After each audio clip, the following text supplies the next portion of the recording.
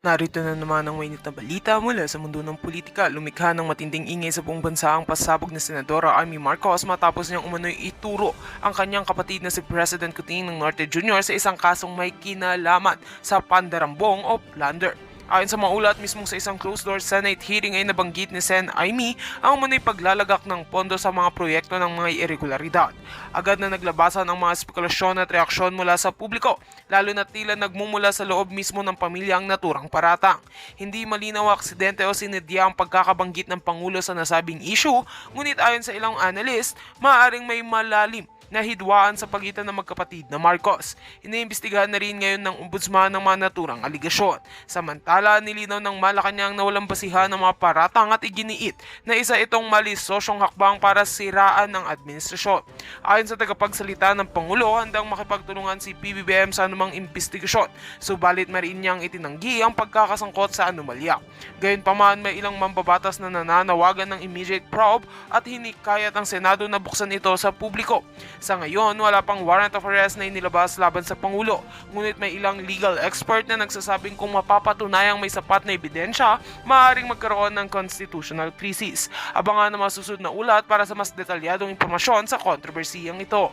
At yan nga ang mga balita ng ating pagkakatutukan, at kung bago ka pa lamang sa aking channel ay huwag kakalimutang mag-like, share and subscribe para updated ka sa aming mga bagong balita dito sa Tatak Pinas.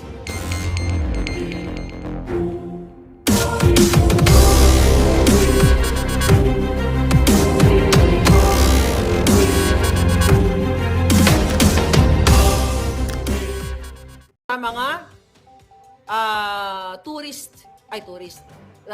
travel nila sa mga visit nila. At I think bukas ay 29, pupunta na naman ang mga buwaka ng ina sa Vietnam. Di ba? Rarampa na naman. So pagbalik ni Kuting, sasabihin na naman niya, merong pledge na naman ang Vietnam. Nakita nyo?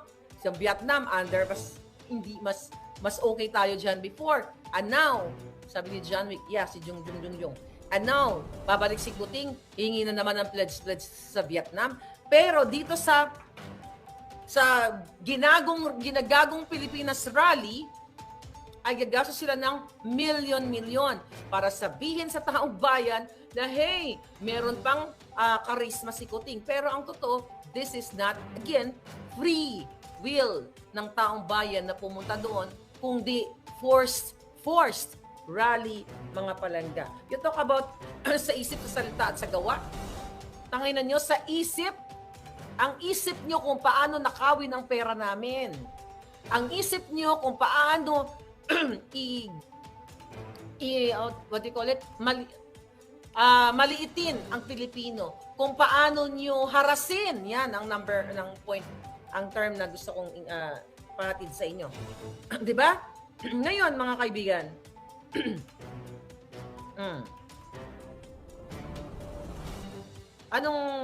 ano pa ang gagawin nila sa rally na to? So ang sinasabi nila dito, mga kababayan ng PCSO at ng Malacanang, ito daw ay free. Sabi niya, everyone is free to join. No! Everyone is forced to join through the internal memo, dahil mismo ang mga tao, ang mga empleyado sa iba't ibang ahensya ng gobyerno ay nagme-message sa akin, Miss Maharlika, please protect my identity. Pinipilit po kami. Merong isang nag-message sa akin sa Department of Energy, meron sa PNP yung unang-una, meron sa DSWD. Miss Maharlika, please protect our identity. Pinipilit po kaming pumunta dito sa Jutang Gininang Rally. Okay, nakuha niyo na nga yung term ko eh. Kaya this is not free to join. Forced pangaharas. Kapalit ng what? Ayuda? Kapalit ng t-shirt? Papasuotin niyo yung tao? Diba? This is a syndicated rally. Organized. Kung merong organized crime, mayroong organized syndicated rally katulad nitong mga buwaka ng Ginimis na ito. By the way, may mga darating na mga celebrity katulad ni Andrew E. na I think darating si Andrew E. yung ginagong Pilipinas yung kanta-kanta niya. Oh, 'di ba si Inday Sara ang ano niyan, ang dating sinuportahan. Pero syempre, anong magagawa mo sa mga celebrity? Wala naman mga dignidad. Pera, hindi naman lahat, kundi pera-pera lang. Edin Mariano Sarino, thank you, from Leyte. Ayan. So mga palangga, ang sinasabi nila, ito daw ay para sa economic progress. Economic progress.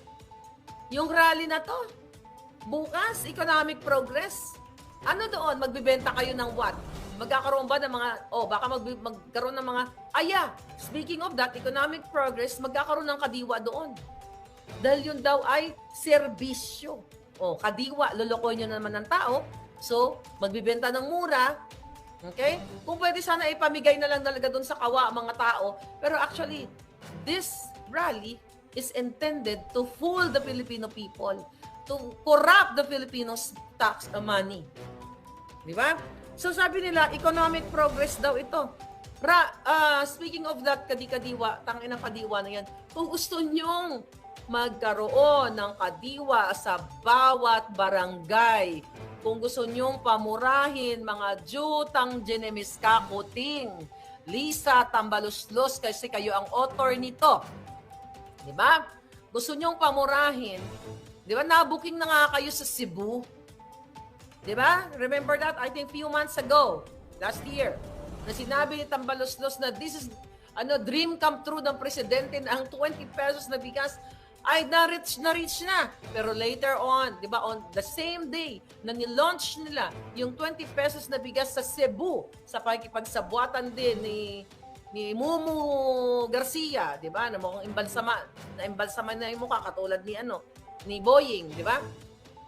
Hindi nila nakayanan kasi binili nila ng 25 pesos per kilo binili nila, then ibinenta ng 20 pesos per kilo para lang masabing dream come true. Kaya itong ginagong Pilipinas Rally or kick-off rally na ito palangga, this is all bull. Okay? Ito'y kadyutahan lahat ni Lisa. Kasi nararamdaman na nila yung kanilang pagbagsak at malapit ng mga buwaka ng inanyo. Diba? Baka nga sa Monday, wala na kayo. Diba? Mag-day lang angel sana ako. Okay, mga palangga. Social development. Diba? Economic progress, social development. Hindi mo kailangan mag-rally-rally dyan, buwaka ng ina ninyo. If you want social development, if you have economic progress, supportahan nyo yung magsasaka, hindi smuggler ang poproteksyonan nyo. Inappoint nyo pa na special envoy. Gusto nyo economic development? Yung ginastos dyan, mga juta kayo, okay? Ginastos nyo, million. Police, yung sweldo ng mga yan, na supposedly na iba dyan nakapahinga. Yung mga force pinors ninyo from different agencies, yung mga incentive o bribe na ibibigay nyo sa kanya. Kung gusto nyo magkaroon ng economic progress na yan, yung mga perang yan, ay inalaan nyo na lang sana. O again, papasok na naman tayo sa livelihood program. Turuan ninyo, imbis na, kung ang ginagawa nyo dyan sana, imbis na gumastos, bawat barangay, yung mga tao nyo sa LGU, mga hinayupak kayo, inabot nyo ang mga dulo ng Mindanao, ng Bisaya, ng Luzon, mga kabundok-mundukan, pinaabot nyo ang serbisyo ng gobyerno. In what form of service? Gamitin nyo ang LGU para i-educate ang mga taong bayan, bigyan ng training, yung hindi mga nakakaabot ng Maynila, yung hindi alam ang TESDA, dalhin nyo doon sa mga barangay. Ito, turuan natin ang barangay hibok-hibok, gumawa ng buko pie, kasi they have a lot of coconut, di ba, sa kanilang barangay. O punta tayo dito sa ganitong barangay, maraming langka. O, turuan natin gumawa ng kadkarin natin yung mukha katulad ni, ni Robles, no? But I'm just, mga palangga. Maraming langka. Gagawin natin candy. Kunyari, nag-uumapaw yung langka. Turuan ninyo ang mga tao kung paano nila gamitin yung kanilang mga resources sa kanilang mga probinsya para i-market. Yan ang tunay i-market sa kadiwa. Hindi tanginan nyo sa Quirino Grandstand. How many Filipinos ang meron sa bayan natin? Let's say 115. Ano ina-expect nyo? 200,000? You do the math. 200,000 for what? Gagamitin nyo sa pictorial nyo? Paano yung 114 and 800? di ba? Million Filipinos. Doon lang ang makikinabang 200,000. Yun lang ang gusto nyo bigyan ng economic progress and social development. If you use that money na hindi nyo nanakawin, dalhin nyo sa mga sulok-sulok. Ang dami sa Mindanao na hirap na hirap. They have resources pero walang tulong ng gobyerno. Diba? Katulad na ng sinasabi ko niyang mga buko-buko pay na yan. O, kung lahat, ang daming buko sa Pilipinas, turuan buko candy, buko, ganyan. Diba? Mga turuan yung mga magsasaka, suportahan, ayudahan. Hindi yung kadyutahan, yung kiri-kirino grandstand, mga, dapat kayo dyan, litisin, anuhin kayo dyan eh, katulad, bratatatin kayo dyan sa Jotang Ginimis na yan eh. Diba? Para maging bayani kayo. Diba? Oh. Yan ang gusto ninyo? Binababoy nyo Pilipino? You're expecting 200,000 to educate them for social development and economic progress? Kainan nyo? What? Tapos nananawagan kayo sa buong pati mga OFW. Anong gagawin namin? Manonood kami, galing-galing ni Kuting. Diba? Sabog na naman sa pulburon, si Lisa, warak na naman ang kipay sa kalaklak ng alak. Diba? Ganon-ganon. Tapos na ang eleksyon. Gagastos pa kayo sa mga celebrity. Kikickback na naman si Gerard Barria. Kikickback na naman si Chris Billonco. Kikickback na naman si Emerald. Kikickback na naman si Franz Imperial. Lahat yung mga nayupak na yan, kikickback lahat. Yung illegal na mga polis, mayroon na, illegal, sorry. Yung mga tiwaling polis na kinuntsaban, yung tiwali lang. Aabutan mo na naman ng sobre. Ilan ang mga, money ng Pilipino para bayaran, para lang makakuha ka ng magandang angle. Ayan, dito tayo, sabi ni Kuting. Kitang ito, Lisa, sige, warak na bang kipay mo? Lasing ka na, dito tayo, anggulo tayo dito, ganon. Gerard, dito kami. Ayan, ilagay ka agad yan sa aking social media para sabihin ni Marlica, ayan, ang dami-daming tao para maano si Marlica. Kaputahan ng mga yawa, mga giatay. Warakin ang mga mga hinayupa kayo. Okay, sabi ba dito, mga palangga, ang mga intensyon daw nila ay what?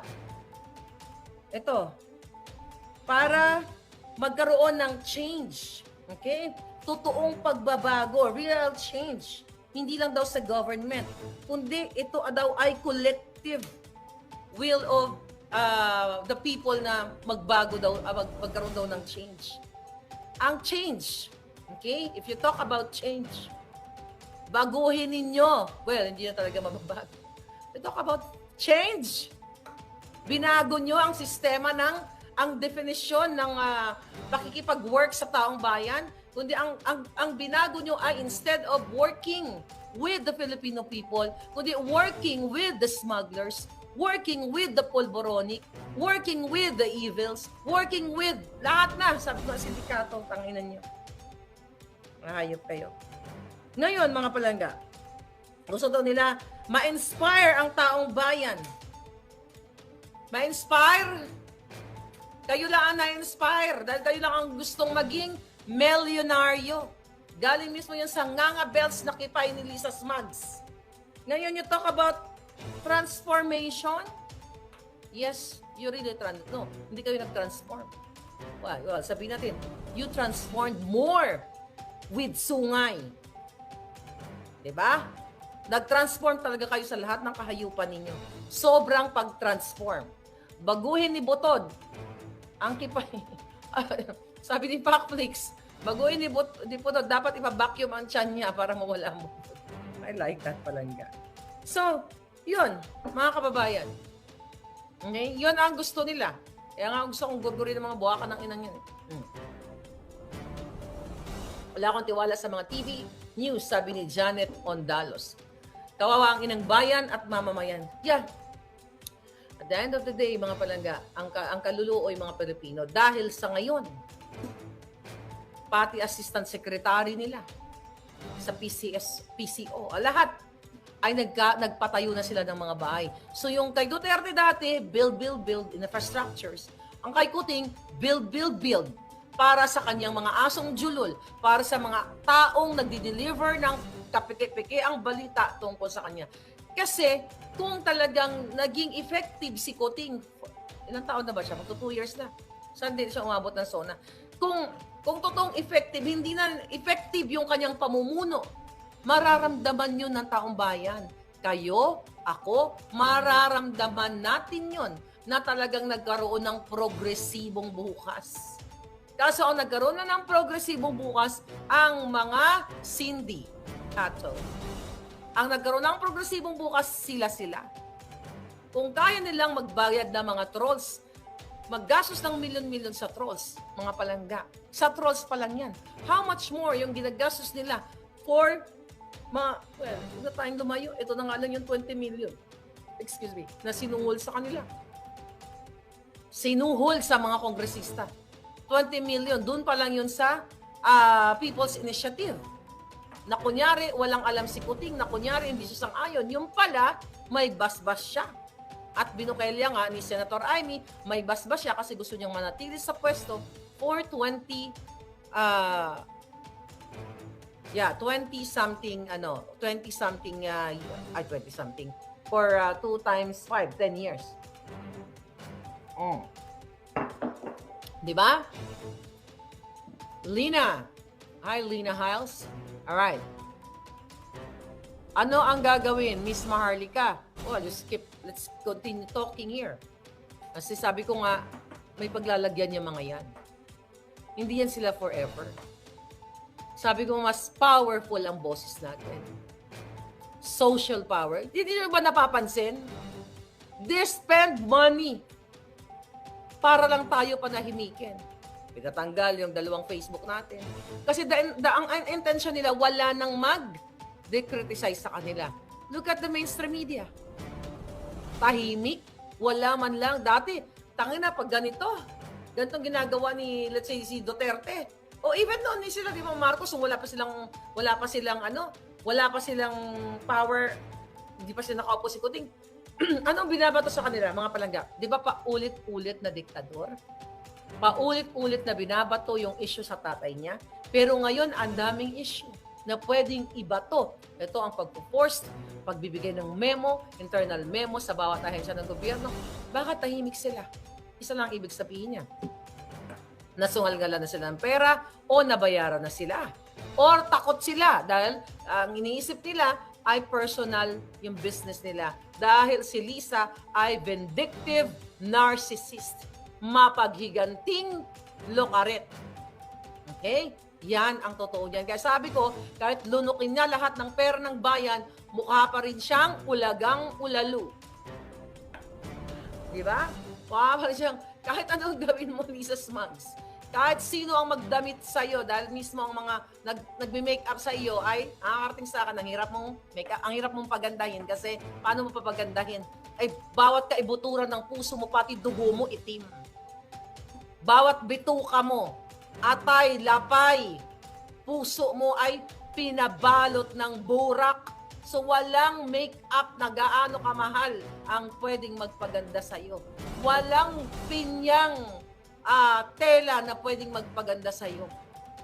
Hanggat ang nalalalaytay sa dugo mo ay kasamaan, ay kajijimonyohan. Habang niluluray-luray mo ang pera ng Pilipino, hindi ka magiging maganda sa paningin ng taong bayan. Kung di isa kang nilalang na punong-puno ng kapangyarihang itim, na puro sungay. Jocelyn Cambayan, mabuhay ang SMNI at Maharlika from New York. Oh wow, Duterte pa rin, sabi ni Palangga. Thank you, Palangga. Conflict of interest, pwedeng kaso kay Smugs na yan. Kaya nga, ano pang inaantay ninyo?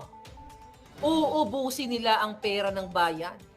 Kung hindi kayo kikilos, sino ang kikilos? Diba? Kung hindi kayo magsasalita at patuloy kayo dyan na kayong pinadala ng mga memo forced to attend the kick-off rally, yan ba ang kapalit sa inyong dignidad? I'm calling you, lahat kayo pati nag-message sa akin. Papayag na lang ba kayong bayaran ang pagkatao niya? And this is not only you.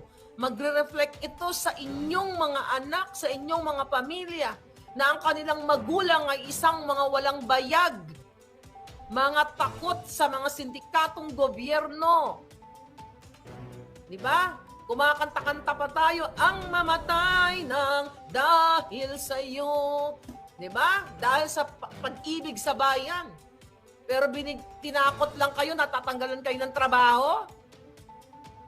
Tumiklop na ang mga kipay nyo. I'm calling you. Huwag kayong pumunta bukas doon ng against your will. But if you really want to go, pero if against your will, may karapatan kayo at lahat kayo dito, mag-email lang sa balitangmaharlika@gmail.com. Alam mo kung lahat kayo ay hindi kayo pupunta, kaya mapipilay din ang gobyerno. At it's not the end of the world. If you're really educated, kaya nyong mabuhay. Huwag kayong pa sasakal sa mga hayop na to. Dahil kumakanta kayo na ng lagi ng pambansang awit dyan sa government agencies. Ang mamatay ng dahil sa'yo. Ipaglaban ninyo. Kasi lahat tayo pupunta doon. Ako nga gugur-gurin na may patong ang ulo ko. At whether sa Amerika ako, sa Pilipinas ako. At hindi lang naman ako. Dahil si Atty. Glenn Chong na lumalaban din. Ang dami dyan na lumalaban para sa katotohanan. Hindi lang naman ako. Andyan si Maui, Princess Maui, diyan kanina. This is not about kaduwagan. Di ba? Pag pumunta kayo ng ibang bansa, pag nagbida-bidahan kayo sa family gathering or fiesta, magaling ako, I'm this, I'm that. Di ba? Ganyan ang mga chika natin. Hindi ako payuyurak ng aking pagkatao. Kung ako sa inyo, hindi tanggalin niyo ako sa trabaho. Pero kung marami kayo, para kayong mga walis, magbibigkis kayo ngayon. Mahirap ngayon kayong tanggalin lahat. Kasi kung 200 kayo na may mga task na, mga task sa ahensya ng gobyernong yan, at kayo ay mag-alsa na sasabihin nyo, hindi kami pupunta kasi forced.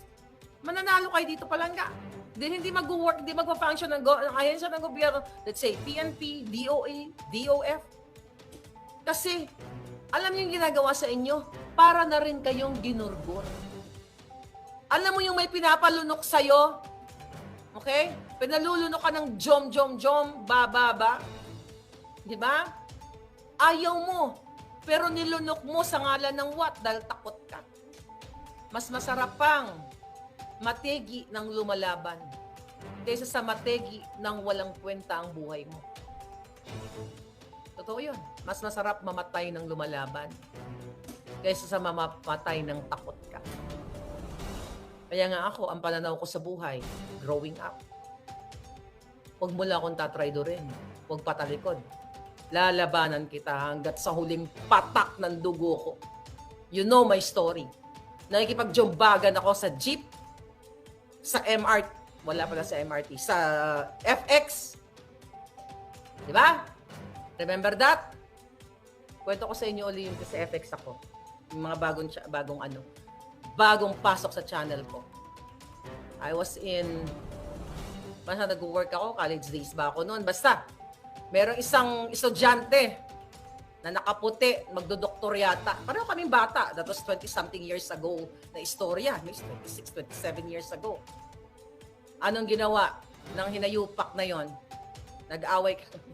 Away kami sa aircon. Okay? Alam mo yung FX, may FX pa ba ngayon? Unahan, gitna, sa likod. Sa likod ako. Diba? Sa likod. So, nandito ako, nasa likod kami. Nandito ako, tapos nandito yung babae. Ito yung palabas na. So, may aircon. So, ginalaw ko yung aircon. Napaggalaw ko, ang sabi sa akin ng hinayupak, Miss, huwag mo naman solohin yung aircon. Di nagulat ako. Huwag niyo akong ginugulat-gulat. Ang sobrang miss ko. Hindi ko naman sinasolo. Ang yabang. Kung anong sinabi niya sa akin, minaliit ako. Ganyan. Puno-puno siya ng tigidig-tigidig. Sorry, Sabi ko sa kanya, ang art. Hindi, nag-English pala ang gaga. Basta may sinabi siyang word, I forgot. Sabi ko, basta may sinabi siyang nagpapaslang-slang siya.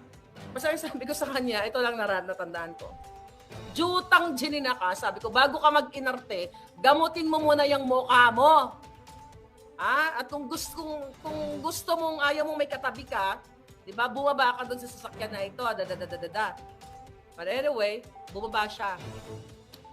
Doon sa gitna ng upuan, may bumaba doon. Ano to? This biyahing Project 6 going to Recto. Kasi papasok kami, pareho.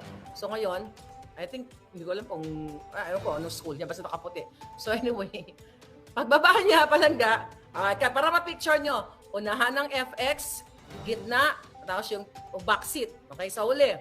Pagbaba niya, dahil may nagbakante doon, may sinabi siya sa akin.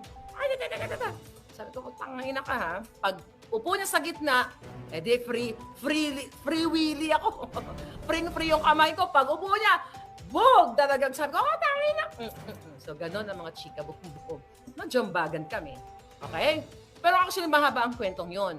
Kaya siya na ganun-ganon dahil, hindi pala ako pasok sa school noon, papasok pala ako sa work noon. Nung nagbayad pala ako, yung hinayupak na driver, ayun, naalala ko na, yung hinayupak na driver, ito pa isang sakit ng Pilipinas, sa Pilipinas. Diba? Ito makakarelate kayo, from Project 6, papunta akong Roses Avenue. Okay, Roses. Okay? Ngayon, mga palangga, sabi kong ganyan, ang binayad ko, yung kung saan ko yan napulot, 10 pisong bulok-bulok. Sabi ko, Manong, bayad po, ganyan-ganyan, bayad. Sabi ng hinayupak na driver, hindi ko ito makalimutan sa buhay ko. Kento, kanino itong bulok na 10 piso to? Ganyan. Sabi ko, akin po yan, Manong. 20 babayad mo, malayo malapit, 20. Sabi ko, anong 20? 10 lang. Sabi ko, dyan lang ako sa Roses, ganyan-ganyan. Sabi ko, hindi ako magbabayad sa'yo. Sabi ko na gano'n, 10 lang. Hindi. Tapos kinuha binalik ng driver, doon sinuli. Hindi, binulsa ko yung 10 piso ko, ganyan-ganyan. Tapos yun na nga, yung babaeng nakaaway ko, akala niya palangga, magkakampi sila ng driver. Yun nga, nag-anuhan kami sa aircon. Eto na nga, after namin nag-away, nagsuntukan kami, Nagsuntukan kami talo siya kasi nasa gitna siya, tsaka yun yung kamandag ko kahit nung bata. So anyway, pababa na ako. Nagbayad ako kasi naalala ko, di ba pala ako nagbayad. Siyempre, nawindang yung mga tao. Sabi ko nung naisip ko, sabi ko, eto bayad ko. Sabi ng driver, hindi, wag ka na magbayad. Biglang bumayad, hindi, wag ka na magbayad. Natakotin, makakala niya, kasama siya sa jujugjugin ko. Hindi, sabi ko, tanggapin mo yung 10 pisong bulok na yan.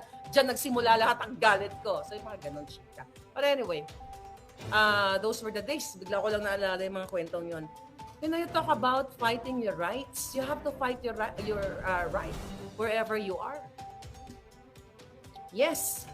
You want another story? Okay? Even dito sa Amerika, nung bago pa lang ako.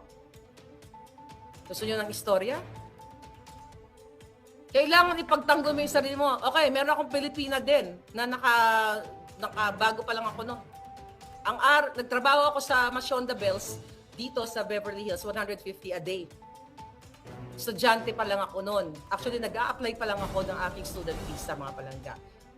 Sinakwento ko to sa inyo kasi this is about your rights. Okay? Kasi pinagsasabi nila, tukol daw sa right natin, right itong kick-up rally na ito. So that patient, binabayaran ako ng 150. Pero nung time na yon, ni-request ako ng isang kababayan natin, kwento ko niya dato, na ako pa ang gumawa ng paraan para matuto siya ng driving, ako lahat, itinulungan ko, kasi matanda na sa akin. So, yung pasyente yun, ako din nagbigay sa kanya. It just so happened na meron na ako bonggang-bonggang. I started my small business during that time. Meron na ako noon. Sabi niya sa akin, Day, baka naman pwede mo ako i-relieve, Day, kasi pupunta ako ng Canada, 2 days lang. Although I'm too busy, sabi ko, sige ate, para mabisita mo naman yung kamag-anak mo sa Canada, Ay, pagdating ko doon, natapos ko na yung 2 days, ang gusto ibayad sa akin, 200 lang. Tapos sabi ko, Miss, ayoko ng chogi na yon yung pasyente. Sabi ko, it's $300. It's not 150. No, malambing pa ako. Hindi pa ako nagsisigaw. Sabi ko, it's $300. It's not 200. Sabi ko, it's 150 a day. Sabi niya, no, because you don't have papers. Sabi ko, who told you that I don't have papers? I am an American citizen. You want to see my passport? Pero totoo. Totoo, estudyante pa lang lola mo noon, mga palangga. Estudyante pa lang ang lola mo noon. Kaya ako sinasabi to sa inyo, mga kababayan, pinaglaban ko yung rights. So sabi ko, no, you have to give me the $300. I work for you, you have to give me the $300.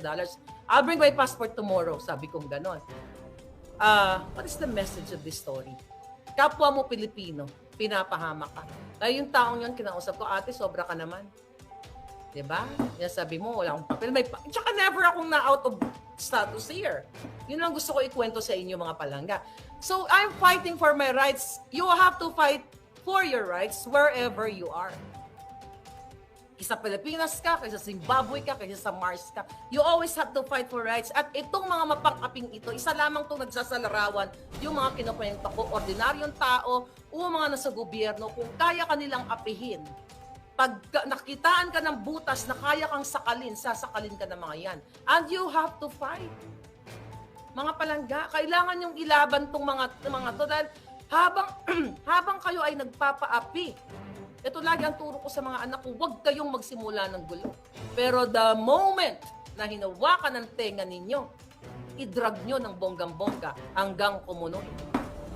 Diba? Ito ang gusto ko mangyari sa lahat ng Pilipino, na hindi kayo dapat nagpapaapi sa kapwa nyo Pilipino, sa sindikato, sa mga taksil sa bayan, katulad sa Kongreso, katulad sa Senado, katulad kay Kuting na pinangakuan kayong bakbangon Pilipinas, pero ito ginagamit ang pera ng bayan para what? Lansihin kayong lahat.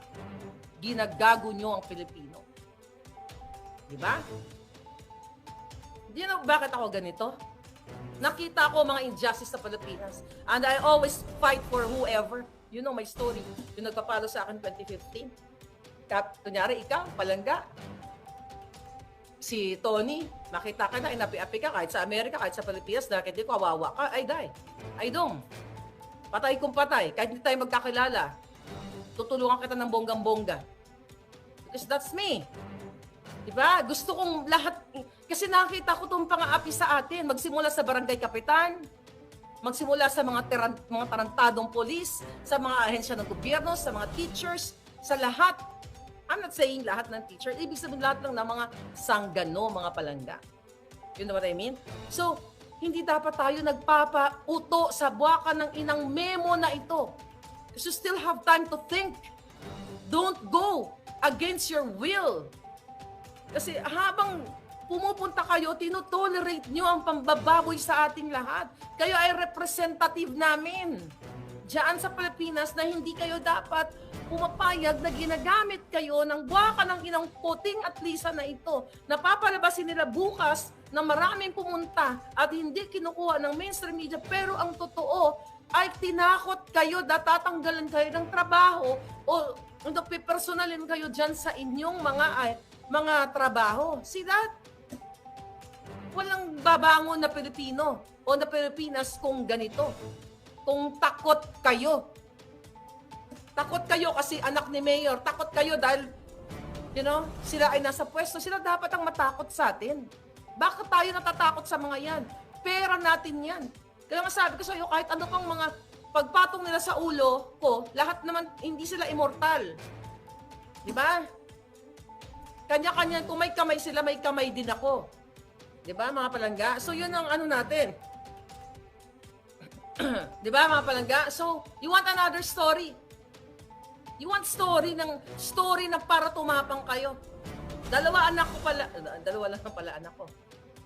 Yung anak ko, dalawa, maliit pa yan. Okay? I think they're like 4. And basta, maliliit pa sila during that time. Nasa Sampaloc naman kami nakatira nung mga panahon na yun kasi ako, I'm all over. This kwentong taxi. Shout out sa aking mga palangga ng mga taxi drivers and mga tricycle drivers. Ito huwag yung gagayahin. That day, pupunta kami ng SM West kasi favorite ko yan eh. Ayan. SM West. Kasama ko, 2 anak ko actually. Wait a minute. Ay, wala pa pala si Tobler noon. Isa pa lang yata. Isa pa lang anak ko. Wala pa yung bunso ko. Isa pa lang. Kasama ko yung 2 kong kapatid. So, 3 kami. They are minors. Minors below 10. Okay, below 10. So, ngayon, mga palangga, this is kwentong taxi driver.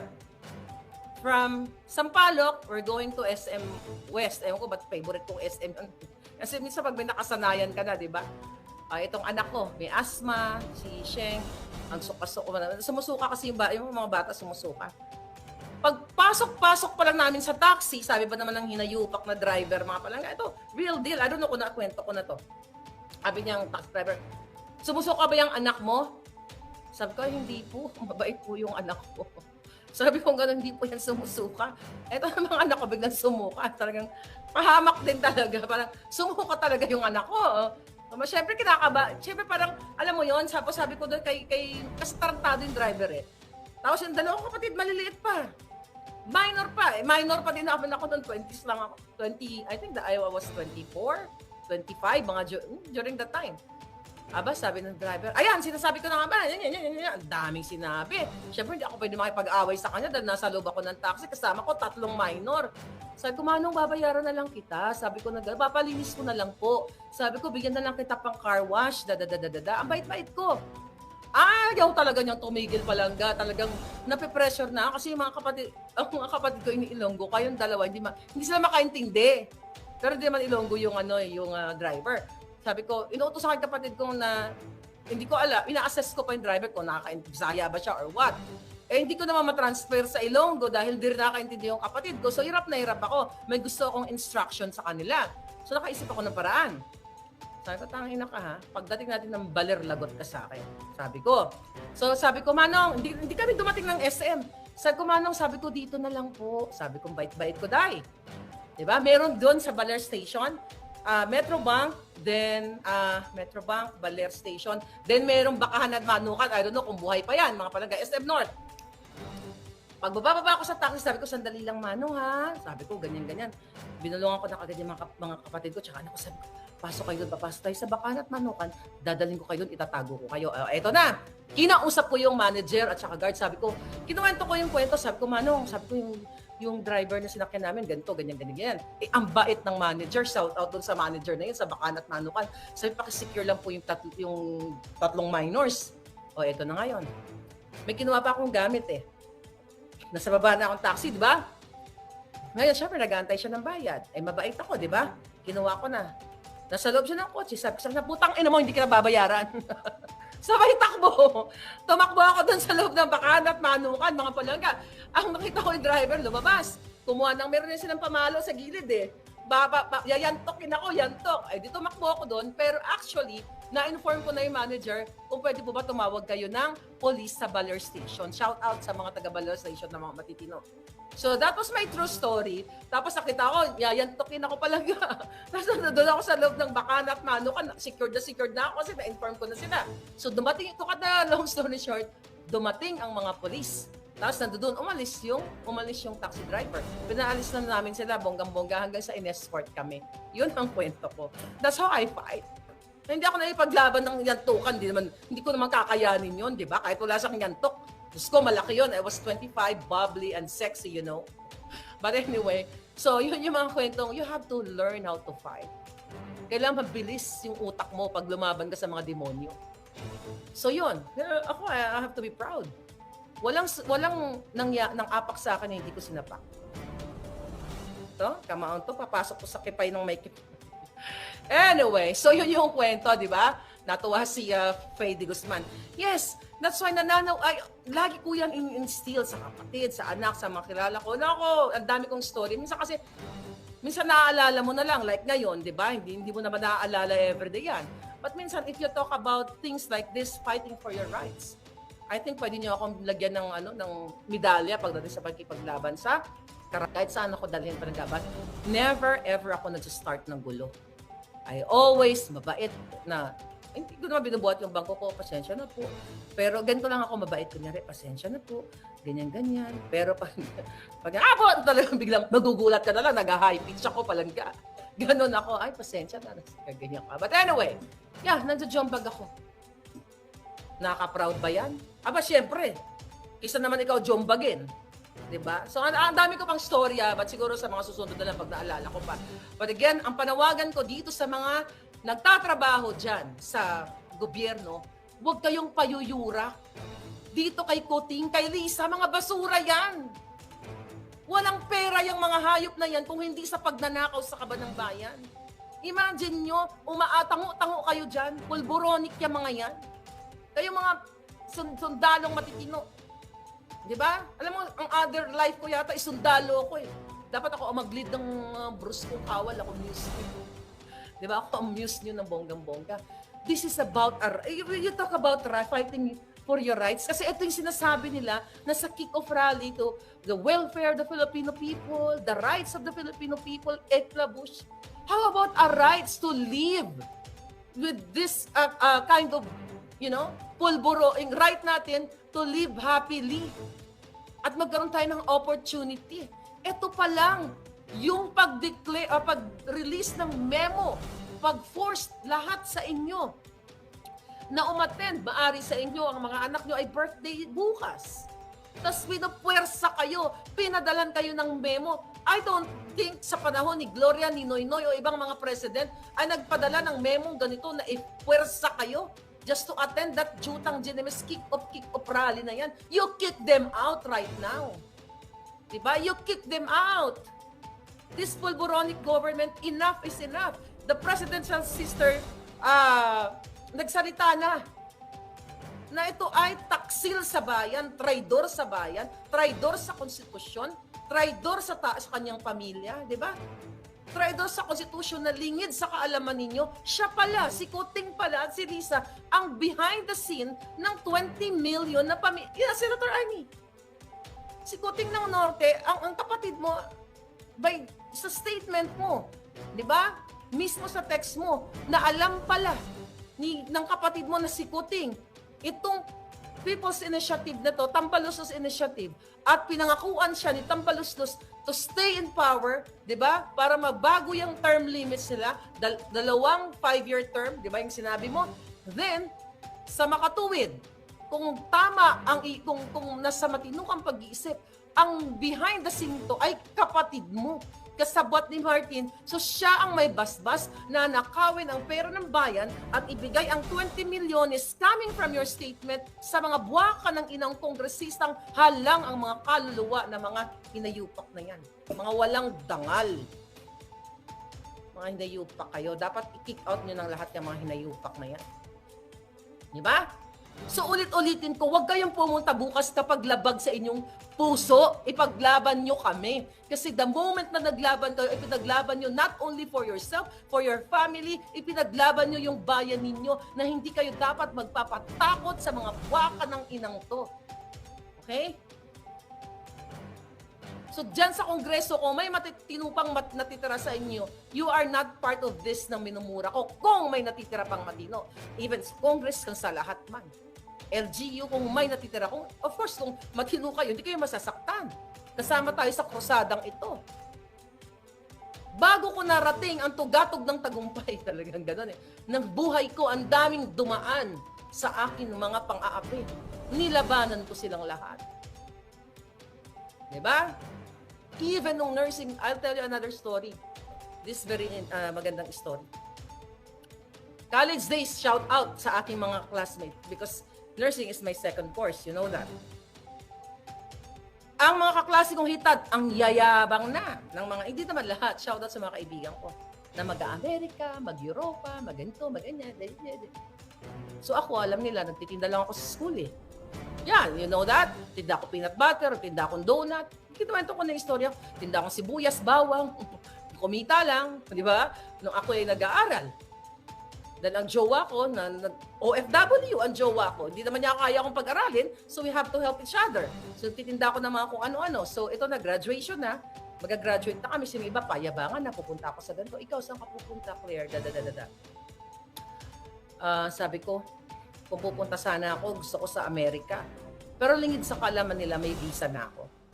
Okay? Sila nagyayabangan na.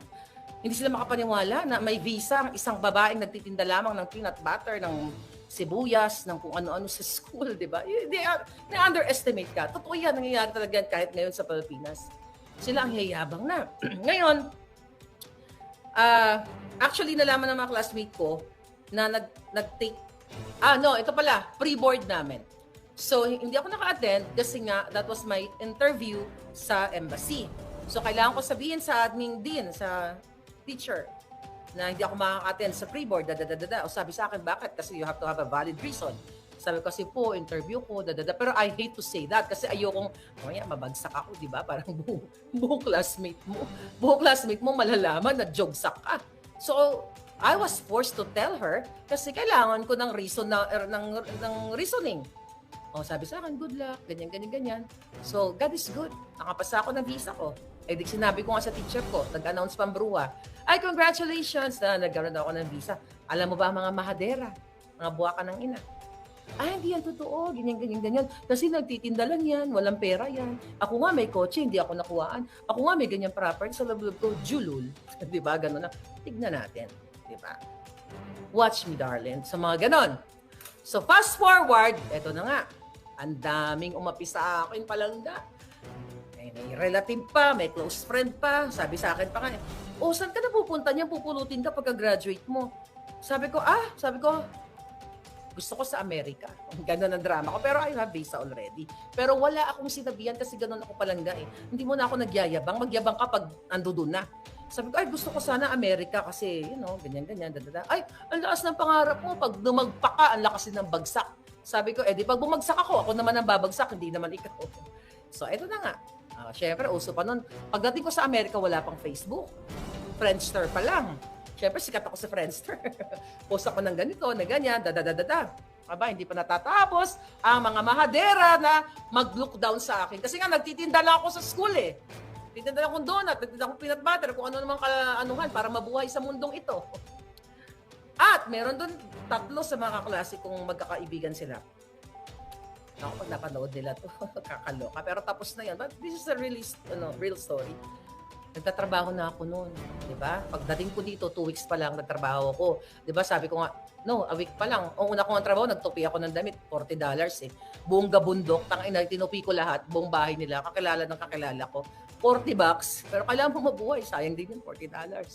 Anyway, nasa Jamaica na ako mapalang. Hindi pa nagtigil to mga hitad kong classmate. Ay, hindi yan. Sabi nga nun, illegal yan sa Amerika. Ganyan. So, hindi napapagod ang mga buwaka ng ina para i-look down ka or pahinain ang spirito ko. Ganun talaga. Ganun talaga ang mga taong ayaw ka mag-succeed. Diba? So, ngayon sa loob ko, mamatay ka sa inggit. Asa na yung 3 yan? Ayun, pinulot sa kangkungan. What is the message of this story? Huwag ka pa aapekto sa mga taong nang aapi sa'yo. Kahit nagawang ka ng kwento kung ano pa man, focus ka, darling. Kung ano yung pangarap mo, gawin mo. Katulad sa inyo ngayon, mga palangga, dyan sa gobyerno ko, anong pangarap niyo sa buhay na maging, free of sindikato kayo, huwag niyong gagawin. Diba? Like ako, ano ang target ko ngayon? My focus is the ahas and the kuting. Kasi sila ang salarin ng pagpapahirap sa bayan. Kaya kahit anong mga black ops ni Lisa, ng PCO, ni Tambalusos, pinagtutulungan nila ako. Ako lang, wala akong kakampi kundi kayo. I don't waste my time. Because I want to focus on my target. The target is the ahas and the kuting at lahat ng mga sindikato sa gobyernong ito. We have to end them. So you have to fight, kasama kami. And you, people from the government na mga matitino, huwag kayong pasasakal sa kanila. Huwag kayo pumunta bukas kasi narinig ko ako ngayon, di ba? Huwag kayong pumunta.